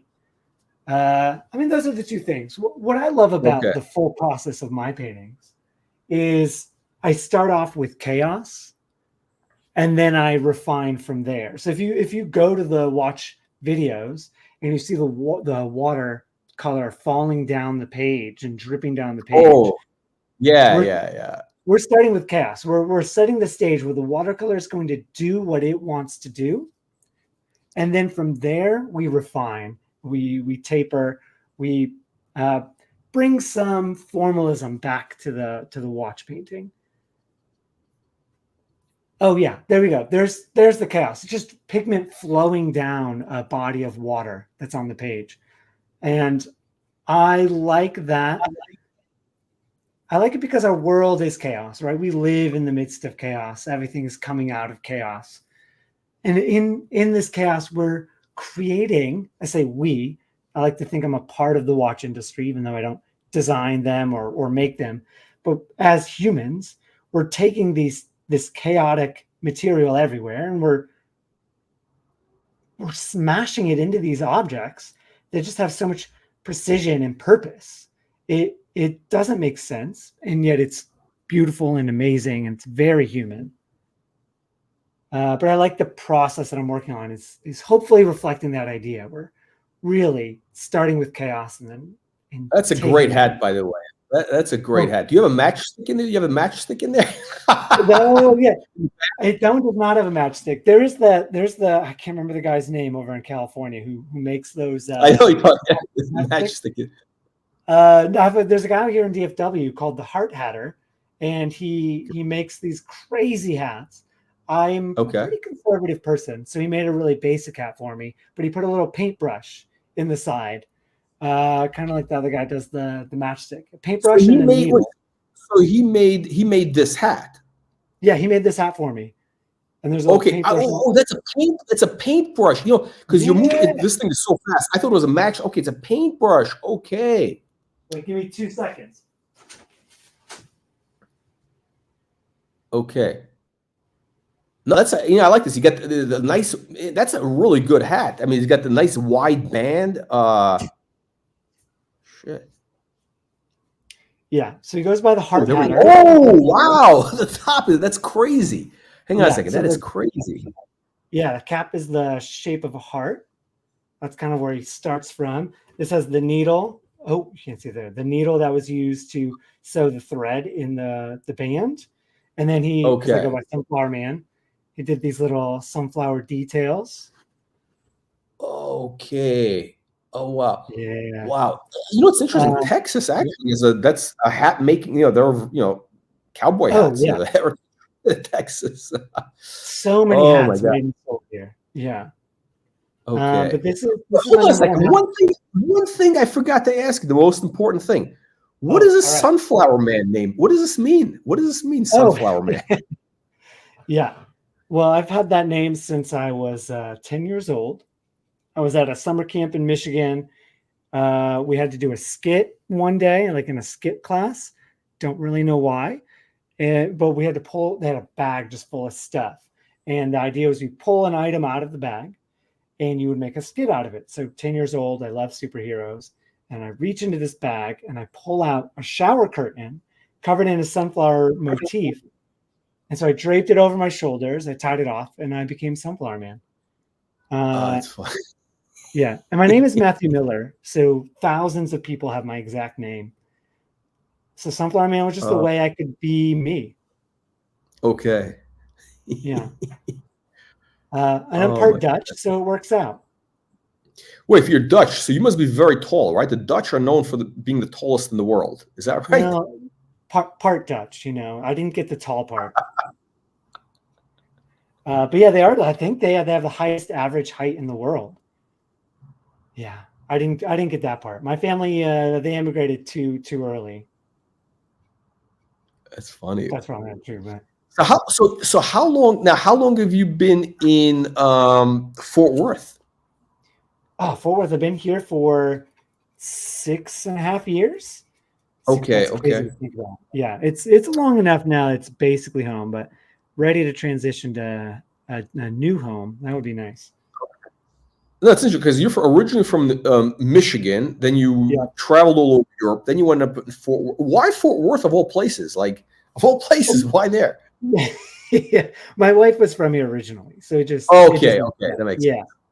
Yeah. Okay, There's family I thought it was like here. some random. I'm going to choose Fort Worth of all. Yeah. Okay, okay, Yeah, I okay. don't think people accidentally just choose Fort Worth. Unless they have a map and they're just throwing darts. But I think they would be like, you know what, actually I'll go to Dallas. I think this dart it landed on Dallas. No, Dallas. I Yeah. mean, no, Texas is very. It's a very ascendant now. There's the whole It economy. is. Everything is. Yeah, it's Elon Musk is there now. Where is he in Oh Austin? yeah. I think. Yeah, down in Austin. Yeah. Lots So of companies are. Texas is kind of the new California, but it doesn't have the landscape and the weather. That's the problem. That It is the doesn't. You that is can't the beat. big problem. Yeah, you can't Yeah. beat the the weather. The California coast. Oof, so nice. No, Uh, it's yeah. I mean, that's why growing up in Michigan, like we didn't have heat like this. We had the humidity, but not the heat. yeah. The cold, the frigid. The winter is the winter is probably brutal because you got Oh, the winters are, the yeah, definitely brutal, but I love it. the winds That's from what I mean by Canada. love. So what do you paint? No, what is there's some yellow? I noticed there's a touch of yellow there. Yeah, so in the watch itself, Oh, I this see. Okay, okay. There's yeah, it's hard to see when spectrum. it's down there. So Mm. it's a green uh, Oh, ring on the outside and then a little bit of yellow. And the idea is when you are making your espresso, the ideal time to pull your shot of espresso is between 25 and 35 seconds, right? It depends on the where it was poured, how you oh, roast it, how you're brewing it. So yeah, so this one is set up so you can track. And oh, that's what it's about. Oh, that's their whole thing. yeah, It's a tool watch. It like literally is a tool watch for yeah. baristas. So now I can say, oh, Coffee. actually, this espresso is best at 28 seconds. Okay, now I know my pull is done. So I use this all the time for making espresso. Okay. Yeah. Oh my God. Okay. So yeah, it Okay. has So the it's legit. yellow. It's a real tool watch. Okay. It's a fantastic watch. I mean, I don't think all of the watches are specifically intended to be tool watches, but this one was designed with that idea in mind. No, it doesn't. No, listen, it's like the Rolex. What do they have? The Yachtmaster, the one that was made for timing regattas, racing at some Oh, weird right. like, which is I think the ugliest watch ever made. But but it's like very common. It's like how many people on the planet are timing racing regatta boat races? How many A people handful, would need a maybe. watch? Like literally, it's got to be, I don't know, 30 people. I don't know. It's Well, you'd be surprised. There's a guy here who worked for the Fourth Opera who his whole thing is racing sailboats, like yeah. little yeah. So I bet he would wear one and find some use for it Okay. probably. Okay. I Interesting. don't know how he did that here in Fort Worth, but They have lakes there, right? You can race on lakes. You got some winds. yeah. I bet you can probably practice racing on lakes. I have no idea. Not really. Not really. So okay, tell me more about this channel, what you're hoping to get out of it. Is this about building community around watches? Okay, wait. Oh, you're interviewing me now. We're doing So the Watch Reporter channel, I guess the idea is, I think there is a place for, I guess my idea is to have content on, I don't know, let's call it like kind of serious watches, but with a kind of a market focus, right? So, I mean, I'm a little bit shallow. I'm interested in watches, but I look at watches from a design perspective. I mean, the mechanics of it is important, because that makes it, legitimate. But yeah, I'm interested in watches from the design perspective, and to me, it's important because look, these things can be expensive, right? And it's like I want to, I look at this as kind of like something where I want to know if I'm buying it, like, am I going to be able to, I hate to say it, but I generally, and again, this is the wrong, I'm not looking to, not as an investment, but I want at least that it'll preserve, it's not going to lose money, it's going to preserve cap. Like, Rolex traditionally, back in the day, you bought your used Rolex or whatever was like a big discount from the retail price, and you hold the watch for 5 years, and they increase in value about 5% a year because the way the Swiss are, they're like calculators. They everything they increase 5, 3, whatever the number, they constantly increase. Oh, the inflation is up. We're gonna, they're very, very good at that. So basically, the watches, if it's a good watch, generally they'll keep up with inflation. They maintain value. So, generally when I've bought watches, I have an eye on, hey, is this thing gonna potentially at least get my money back or whatever? Because I don't want to put 10 grand into a watch or more, and all of a sudden it's a year, 2 years later, it's worth half of that. That's crazy. I'm not. I can't afford to do that. It also it lets me it lets me justify buying a certain watch because I can say, okay, look, I have money tied up in this, but you know what? Look, it's better than keeping it in the bank. Like, I'm buying this watch for, 10 grand, 15 grand, it's going to compound to 5% a year, and it's better than money in the bank. Maybe it could do better, right? Some watches have done very well, right? So anyway, the focus of the channel is, focusing on like, kind of more serious watches, kind of like, but with a focus on, okay, that market focus. Like, so, we don't really, we don't do like videos about so much the horology, the mechanics, the complicated. I mean, that's interesting, but it's more about like, I don't know, different, because look, people at the end of the day, I think most collectors, they're buying a watch because it's beautiful. It's the aesthetics, right? It's the aesthetics. They're not thinking about the movement, right? It's like, when you met your wife, I don't think you were thinking, oh, is she a good cook, right? I mean, I don't think you were thinking that. You know what I mean? I was on my first time, yeah. does she cook and clean? I mean, and by the way, and those things are important, right? They are important. But no, the aesthetics is the most important. So, the design has to be, to me, the good design, the movement then. But, the brands that we talk about on the channel is usually like, we do actually a lot of vintage. I'm a fan of vintage, like neo-vintage stuff. Vintage meaning like 50s onwards. I'm a big fan of 60s and 70s watches, nice. 1970s era. Because I think people were much more adventurous then. The 60s and 70s. Oh, yeah. You had that kind of, much more adventurous design, that space age era. You had, today these brands are much more, I hate to use the word, but they're much more corporate. They're much more, they got accountants making decisions in most of these places. Well, most of them are sold out to the big conglomerates now.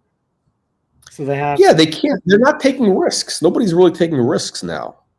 So there's very few modern watches that I find, interesting. I mean, look, like FP Journe is very interesting. There's a brand called, you probably saw this, Simone Brett, the French guy, Simone Brett. Have you seen that? A young kid. Yeah, young guy. I think he's the next FP. There's a couple of things out there I think are very interesting. Like MB&F does these very interesting watches. Yeah. But personally, I'm not a buyer of those watches because the kind of I look at those as like, they're very expensive. You're taking also much more of a risk. They're unknown quantities still. Yeah.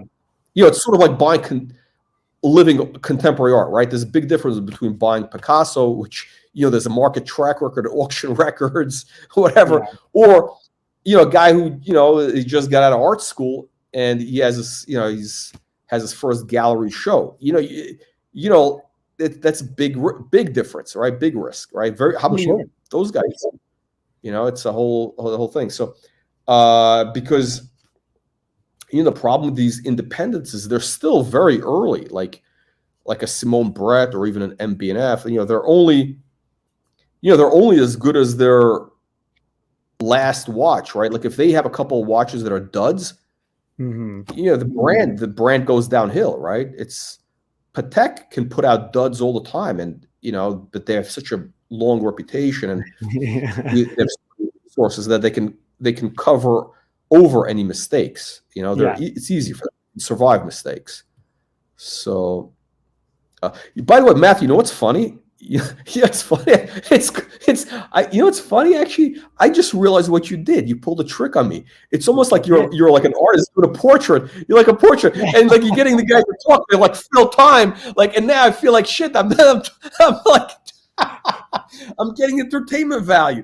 This is probably like when you do a portrait, these things are real. Like you get them to start talking, and they feel, oh shit, they're talking about themselves, right? People love to talk about themselves. Oh yeah, we all do. And wow, this guy's fascinating. Matthew is a fascinating guy because we talked about a fascinating subject myself. No, that's oh my god. No, this is interesting. So, have you done live portraits of people? Like, do you do portraits of people like with their watch? Kind of, do you do that? Yeah, I have done that. I'm trying to think if I have like a live portrait of. Yeah, I did actually at Dubai Watch Week,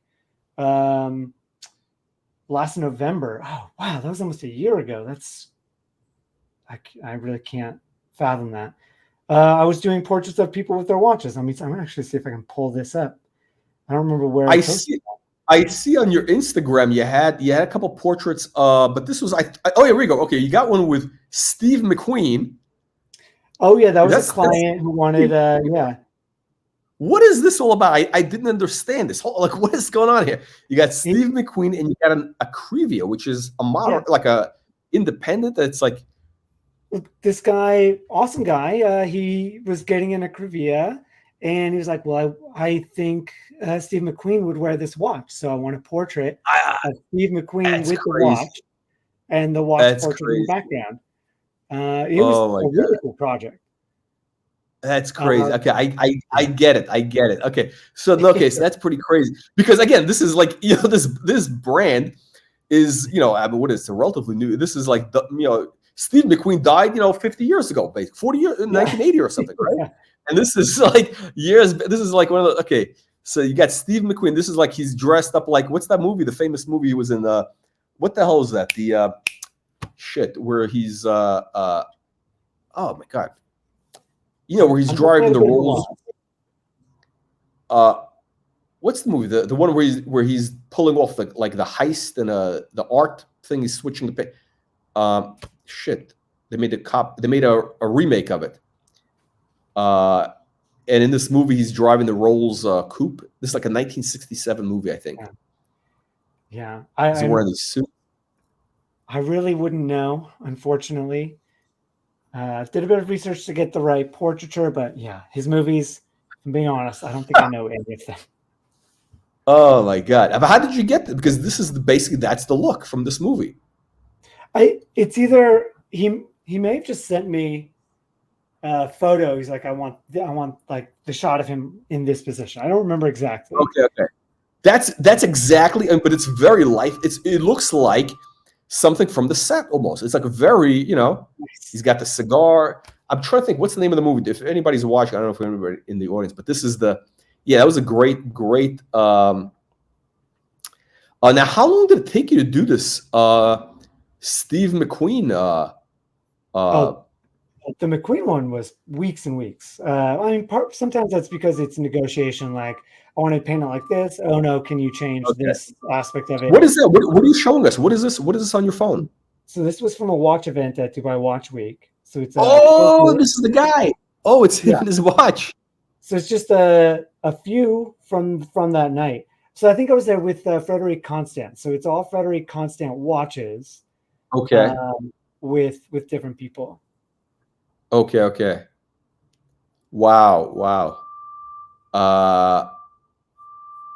Interesting. Yeah. I mean, what an interesting juxtaposition. Steve McQueen and an Acrivia watch. This is like, we know him for the Rolex, the Daytona, right? This is not the Daytona, what the hell is it, the Tag Heuer or whatever.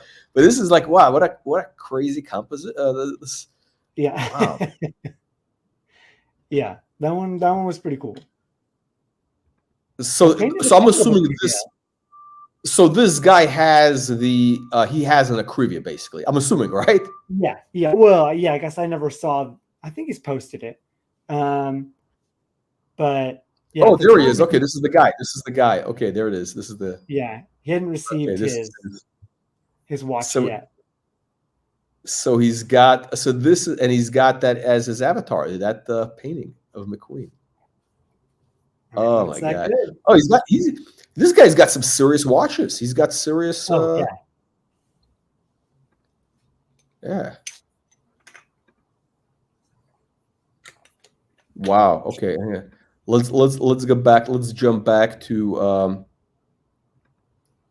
Let's jump back. Oh, it's interesting. So this guy that you did the Acrivia painting for, he's basically he's got independent brands. He's got some like kind of vintage. He's got a variety. He's not just buying like modern hype stuff. Oh yeah, he goes deep. Okay, there we go. All right. Yeah, that was one of the more esoteric watch painting that I've done, having a Steve McQueen portrait with the Acrivia. No, I mean it's completely unexpected. I mean it's totally different than anything you've done before. I don't know. Pushed me out of my not my comfort zone, but it just like changed my approach. Yeah, but listen, the McQueen.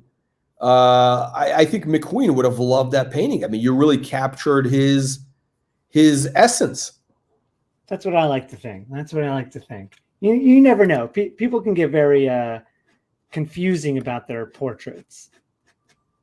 Some people don't like the way they look, so if they see images of themselves. But I bet McQueen was okay with seeing photos of himself.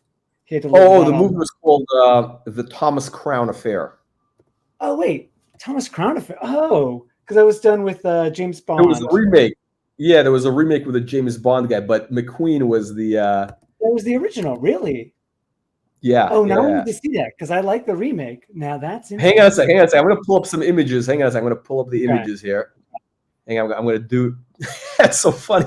I mean, you did this great painting of him, and you haven't seen this. That's crazy. Hang on. Let me see. Let me see if I can pull up these.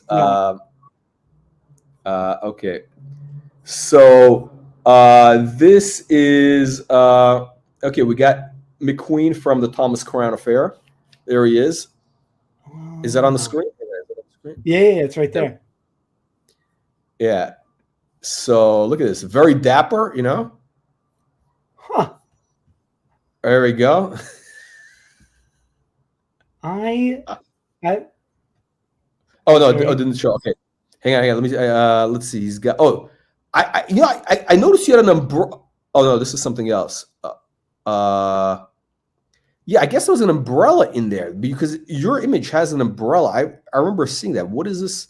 But yeah, so this is in the hang on a second. This he's got the cigar. Okay, interesting. Because I remember the cigar, the whole thing. It's yeah. That was a great movie. It was Now I need to go back and watch it. Yeah, I like the one with the guy who played James Bond. I can't remember his name. The English guy. What the hell? Shit. I don't know. Yeah, no, but James McQueen Bond. Really. Yeah. Yeah. Two very different approaches, though. Two very different, like completely different. Okay. I have to imagine. Yeah. Completely different. Yeah. It's completely. I mean, it's interesting. You got to see both movies, basically. Yeah, I have never seen a Steve McQueen movie, and once I do something long enough, I like to keep the streak going. But maybe I'll break it so I can see the Thomas Crown Affair, the original. Yeah. No, it's a good one. Hang on a second. Let me just pull back to. So what are the brands? So when the brands hire you, what do they use? They use your art for like online content, or what do they use it for? Yeah, usually it's all create video content of the process, and then it'll be used across social media for promoting the watch. Yeah, and you also said a third of your clients are also watch dealers that kind of what do? They commission watch portraits for special clients. Really. Yeah, it's usually as a gift or an incentive for clients. Okay, that's very smart. So there's a lot of guys who do that. Like I'm curious, can you name who does that? Because that's a very nice touch. That's like that's a high level touch. I mean, because it's a high level touch. I'm not going to. I don't have any specific permissions. I don't know if anybody would be mad, but I'm not going to share just because I don't know. We're not going to because listen, it's a very, very good client. That's good customer service. That's a really Okay, so I'm assuming when these guys are commissioning something for one of their clients, it's a guy who's probably bought like 7 figures worth of watches, right? Like, and it's a portrait of like a Journe or whatever, right? Yeah. I mean, I've done De Bethune, a Crevia, a lot of Journe. Things along those lines for sure. De Bethune. Okay, I think I know who one of your clients is then. If it's De Bethune. We know who the De Bethune fans are. We know who the big. I'm not sure I know who this. I feel like. And by the way, they are excellent at marketing. Excellent. Oh, yeah, they are for sure. They're more. I mean, their whole thing is like levels above out. Because look, I think the problem in the watch dealing space, the used watch market, most of it is like 99%, 98% of it is it's kind of like used car dealers, right? I mean, well, it's basically used car dealers, right?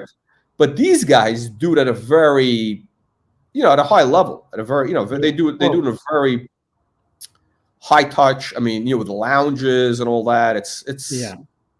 It's impressive. I mean, they do it in a very, they know how to cater to the customer in a professional manner. In a way that I wish I knew. Yeah, me too. Me too. I'm not nobody. I was never invited to any FP Journe events. I don't know. I'm not on the invite list for some reason. Well, if I wasn't entertaining, then I wouldn't have been invited either. Okay. Oh, we got some color there. Okay, we got some orange. Okay, we got the okay. That's great. That's great. Yeah, got a little bit in the sky. Yeah, I like have not painted one or done one quite like this. I like where it's at. This is kind of fun. And you left a couple things to the imagination. You left a couple things. It's like unfinished. I actually find these unfinished paintings. Sometimes you see these unfinished paintings from artists, and they're really great because it lets you kind of lets your mind kind of fill in the blanks of what could have been, or what's the it's like half paint. This is it gives you the essence, right? There we go. There we go. Jerry Liebert saying you're the Edward Hopper. Oh wow, the Edward Hopper of the wristwatch. High level compliment there. The Edward Hopper is also a guy who knew how to create a mood. Can't be mad at that. There's Edward Hopper. If you go to my website right now, I think it's still up. I have a whole series of fashion illustrations that were initially done for a client, and they're up there. Okay, very Edward Hopper inspired. Wait, what's your website? Is it Sunflower Man? Oh, sunflowerman.com? Sunflowerman.com. Easy. Okay. Here we go. Sunflower Man. Hang on. We got the Sunflower Man website. Okay. Okay. So this is one of your.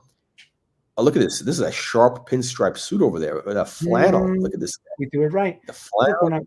It's got the chronograph. When I'm prepping the studio, it's got to look good. I want to ask you a question. Do you paint? Fully suited up?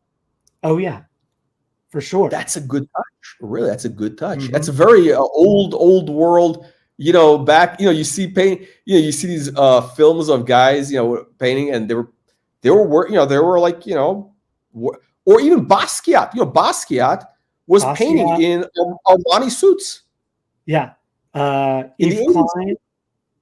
Yeah. Doing his abstract work in suits. I mean, they looked good. Basquiat, now hold on a second, but do you get paint on your suits? Because Basquiat's suits were covered with paint. No, I hate the mess. I'm a very clean painter. I was just in Vegas doing a mural at an event, and that's acrylics. You were here, and I was out of town. I missed you. Yeah. And no, I don't get paint on myself. Very clean painter, very efficient painter. Let's say that. Look at this, and you're wearing gloves. I see you're wearing gloves when you're hanging up the art. Those are gloves. Look at this. I mean, this is very professional. Look at this. Mm-hmm. You get the Hopper inspiration in the backgrounds of some of these. Here we go. Right there. There we go. Mm-hmm. There we go. Hickey Freeman. That's very appropriate because for an American brand, you got the Hopper thing. You got the Hopper vibe. It fit really well. That was a fun experiment in another artist's style. So I kind of used the backdrop and felt very Hopper. I created these. Wow. They're all fake. They're all fake, like cityscapes. They're not real places in any way. It's like a little bit of a De Chirico thing. A little bit of a. Oh wow! Oh, I didn't think about that. That actually is maybe even a little bit. No, a little bit. Yeah, I see it for sure. I think it's the colors. The kind of the yellows and the greens.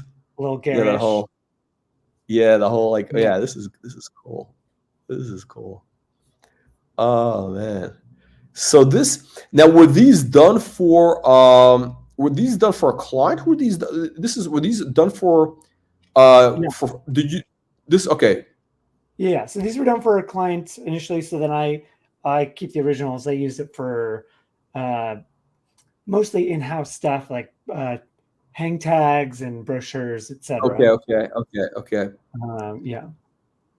Okay. Wow. Okay. No, this is great. This is great. Hang on a second. Let me get back to you. Okay, so we got the watch. So that's it. The watch is done. The watch is done. I mean, the painting is finished. I think the painting is finished. I think We're gonna leave it as is. Be what We're it gonna is. leave. Yeah. Okay. Matthew, let's get the camera back on you so we can wrap up. Oh yeah, let's talk to me. Well, I might be able to flip this around now. Now that I'm done with the painting part, let's see what happens. Hey. Okay, there we are. Okay, you got the hat. You got the hat now. Now, how many of these hats do you have? I think you got a lot of hats, no? I have a handful. I have a handful of hats. I don't need a lot. I started growing my hair out, and so then the fits changed pretty dramatically. Oh, yeah, that happened. Yeah. Okay. So Matthew, so to wrap up, okay. So for people to contact you if they want to commission a painting, and again, you'll paint any watch, right? You're not, it doesn't have to be a Journe. It could be it could be their grandfather's Timex that they wore in Vietnam. Yeah, I mean, if it's like a Timex, I think a story is important. I want a story to go with it if I'm going to paint it. If it has something like an FP Journe, I don't necessarily care about the story, because the watch itself has so much story. A Timex has a lot of history, but I might not want to paint it unless it has another story attached to it, like a grandfather's watch. Yeah. Okay, so to contact you, they go to Instagram, Sunflower Man, which is right there. Also, sunflowerman.com, sunflowerman.com. And now, okay, so are you going to be doing any events where people could meet you? Are you getting any watch events coming up or anything on the calendar? I have an event in Colorado.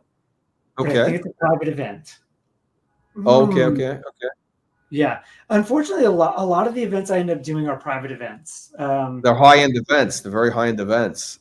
Yeah. So where is this? It looks like an Aspen or something. Oh, I wish. I love Aspen, actually. Or Basalt. I think Basalt is where I've stayed. Okay. Not actually in Aspen. I don't have the Aspen money. I have the Basalt money. Close enough. Nice little town, actually. Great bagels over there in Basalt. But yeah, it'll be in Denver, so it'll be out there in Denver, Colorado, and there's some good groups out there.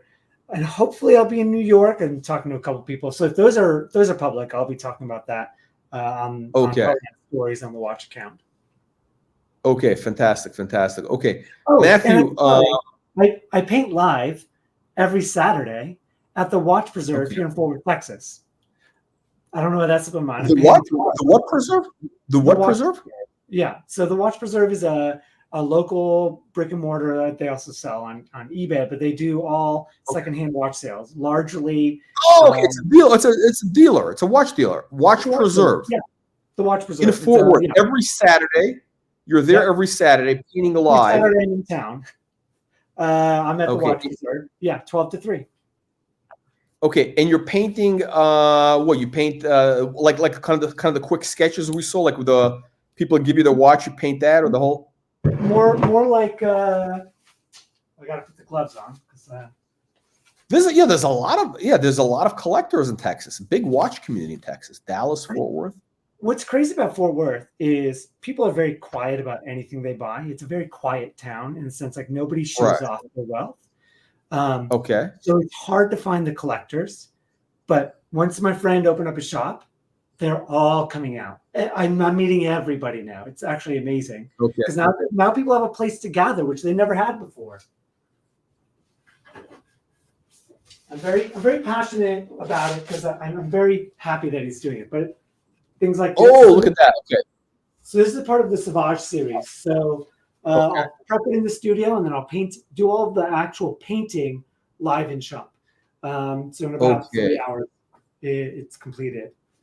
Wow. So I did a whole series on the Speedmaster. Okay. Let's see. I think I have actually that Patek Philippe, the Ellipse, was actually painted at the Watch Preserve. Yeah, this is great. Now hold on a second. Are these now the Watch Preserve? What kind of watches do they sell there? So it's all secondhand, but it's typically we're talking in the middle of the range, or So you're usually like anywhere from like $50 to $5,000. They will do more, but their space in the market is finding watches in that middle range, really, because everybody else it could be like a Hamilton or something. It could be Hamilton, yeah, Accutron, Longines, Omega. They'll love to sell Rolex because people always buy those up. But yeah, they have some cool esoteric watches that they find. Collector watches, basically. They're like collector type watch. Okay. Collector type watches, but even just things that people want to come out of from wherever they want. They just want to buy a watch, right? Oh, come to Watch Reserve. You can get great watches for a great price. And they love watches. Nick is like the top sales guy, or Nick is the owner, and then Michael's the top sales guy, and they will just talk to you about watches endlessly. The amount of knowledge they have is stupid. So it's great for me because I get an education while I'm there. So you're gonna be there. You're gonna be there tomorrow. You're gonna be there tomorrow. Yeah, I'll be there tomorrow. Okay, excellent. Yep. Okay, 12 to 3. Okay, Matthew, again, thank you very much. Hopefully we'll catch up with you. Maybe we can work on an interesting project. So I have some ideas. I want to contact you with. Perfect. Okay, thank you again. Thank you everybody for joining us. We'll see you on the next one. Thank you again, Matthew. Tip of the hat.